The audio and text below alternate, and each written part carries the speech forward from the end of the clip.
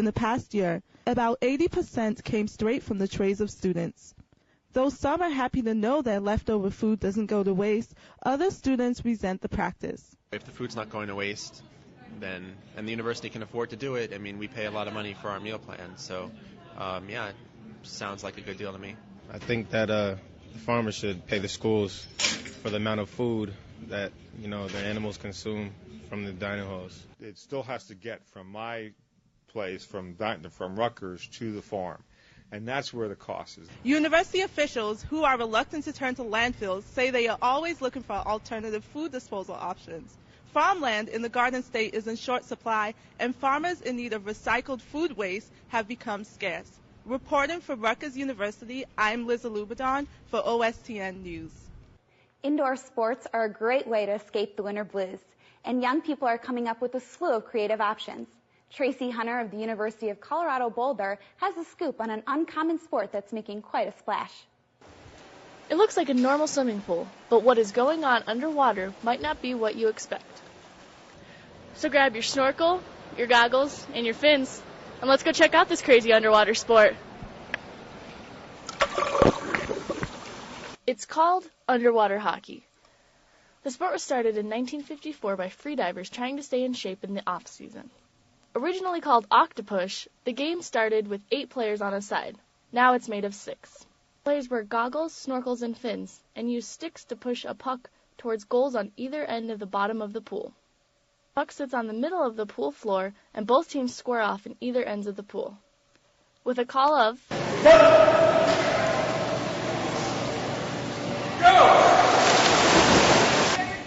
the players swim as fast as they can to the center of the pool, dive down, and the combat ensues. It's just a lot of fun. You get to work out underwater, and if you're playing, you're not breathing, and if you're breathing, you're not playing. So, no matter how great you are, you got to come up. So there's a lot of teamwork. The players on this club have come together in a variety of ways, and yet managed to take second in nationals last year. I'd been making fun of them for a few years, calling it underwater monkey ball or things like that, and I knew I'd probably try it once I moved in with them. The teams played 2 15-minute halves with 4 substitutes waiting on deck to sub on the fly as in ice hockey. The sport is played locally in Lakewood and Fort Collins and around the world. As for it becoming an Olympic sport, fortunately you have to have like 50 or 60 countries that play, and right now we only have 25 or something like that. Someday, maybe. For now it'll remain a sport to play for the love of the game and the love of the water. All right, kids, it's that time again. Time for the Campus Countdown. Here's a rundown on the biggest headlines hitting college campuses around the world.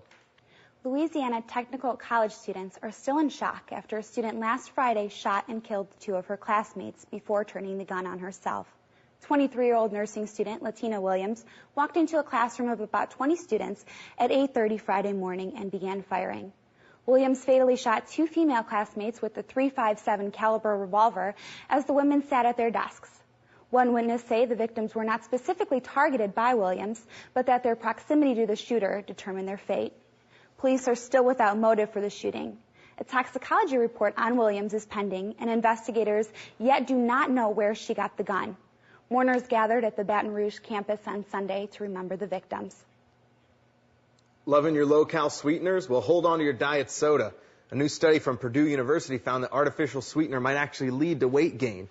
The study involved 2 groups of rats, one fed food laced with the artificial sweetener saccharin, and one fed with glucose, a natural sugar.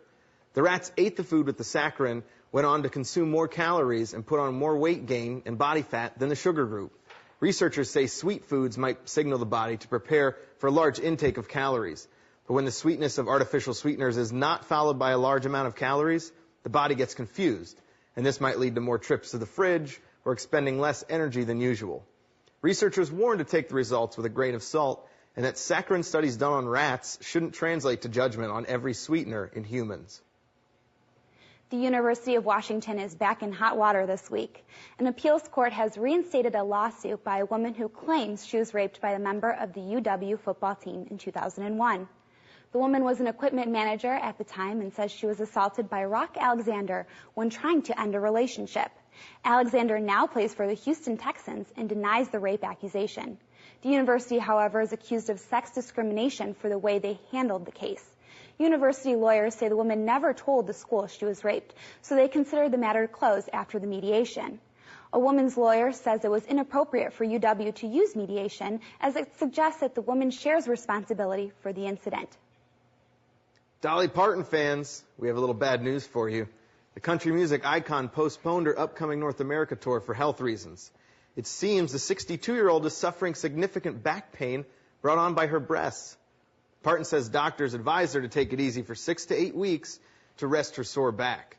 Parton said in a statement, quote, "Hey, you try wagging these puppies around a while and see if you don't have back problems." The tour was set to open in Minneapolis on February 28th. Parton now hopes to hit the road in late April. Her sore back should not delay the release of Backwoods Barbie, Parton's first mainstream country album in 17 years. Female university students in Turkey are one step closer to enjoying a new freedom this week. The Turkish parliament voted on Saturday to overturn a decades-old ban on the Islamic headscarf on college campuses. But all is not well in the Middle Eastern front. The ban on headscarves is part of the strict separation between religion and politics in a country where 99% of the population is Muslim. Tens of thousands of Turks demonstrated against allowing headscarves on campus in the capital city of Ankara. The marchers also called for the government's resignation, chanting, "Turkey is secular and will remain secular." Some female students resort to wearing wigs in class in order to cover their heads. The amendment must be signed by the president of Turkey, Abdullah Gül. He is an observant Muslim, and many expect him to approve the ruling. Arts and entertainment news is just a break away, including an update on the writers' strike in Your Hollywood Minute. Back in a flash.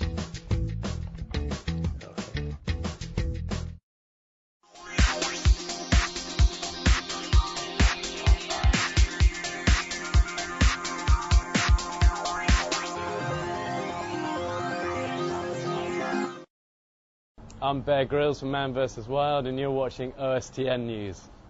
Your arts and entertainment news is here, and it was worth the wait. OSTN's own Rachel Porter is at AJ Rocco's in downtown Cleveland with the scoop. Take it, Rachel. Hey, everybody. Are you missing your favorite TV shows? Well, a sigh of relief might be in order. It appears many shows will be heading back to the screens as a 3-month-long writer's strike comes to an end. USC's Jessica Whittemire has that and more on this week's Hollywood Minute. Hey there, everyone. This is Jessica Whittemire here for your Hollywood Minute, where this week has been dominated by the news that the writer's strike is officially over. After 3 months of hitting the picket lines, writers started to head back to their typewriters and computer screens as their new contract was passed on Tuesday. Howard Rodman, a professor of screenwriting at the USC School of Cinematic Arts and screenwriter himself, explained the importance of the writers' victory. No, this is definitely a victory for writers. We went out on strike because we couldn't afford to lose the future. As you know, as I know, as anybody who studied it knows, or anybody who lives in a house with a teenager knows, the distinction between what's television, what's internet, what's cell phone is getting slimmer and slimmer by the day. And we wanted to make sure that as technology changed, the people who created the stuff that goes over that technology didn't get left behind. With 3 months' worth of production shut down, Rodman discussed what's next for the industry. What happens now is that people who worked on TV series are scrambling to get back to those TV series. All the people who worked on Lost have to now remember all those little Easter eggs that they buried earlier in the season. And those of us who write for the screen now go back to the projects in whatever state they were, 100 days ago when we put our pencils down. I mean, it is really sort of, like one of those movies where